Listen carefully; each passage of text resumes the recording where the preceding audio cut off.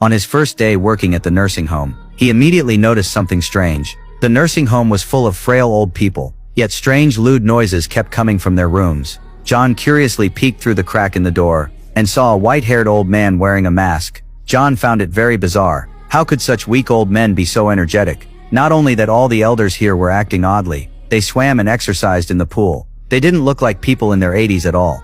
While John was organizing his belongings, a scream suddenly came from the pool. An old man had been injured. John quickly rushed over to disperse the crowd. On his first day at work, he ran into something this strange. John felt deeply uneasy, but all he could do was pray. However, that night the strange events happened again.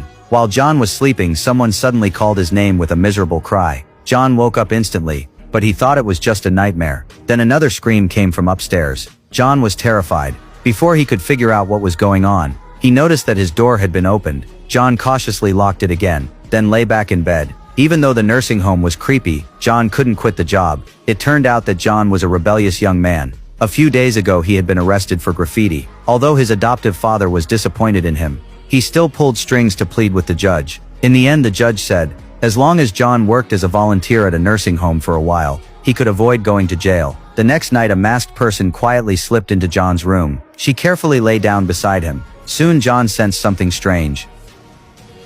Do you like what you saw yesterday? Fortunately, it was only a nightmare. Just as John relaxed, he suddenly found the door open again. Could the masked person really have come? The thought made John fully awake. He went to the masked person's room to investigate, but everything looked normal there. John thought he was just overthinking. However, just as he was about to leave, another scream echoed from upstairs. John froze in place. He couldn't hold back his curiosity any longer. John went up the stairs. He pried the door open with a wire, but when he pushed the door open, he was horrified by what he saw. Inside the room there were more than a dozen old people imprisoned. They were restrained in wheelchairs. Their skin was rotting, drool was dripping from their mouths, and even worse, strange fluid was flowing from their eyes. John was deeply shocked. Then an old man in the corner noticed him. John felt that the man looked familiar, but the next second the old man suddenly began shouting wildly. John was scared out of his wits. Luckily, the doctor arrived in time and restrained the old man. John thought he had made a terrible mistake, and that he would be fired today. But strangely, the director only scolded him a little and didn't pursue the matter. After leaving the office, John went outside to sweep the fallen leaves. Then he noticed at a fourth-floor window, an old man had bitten his finger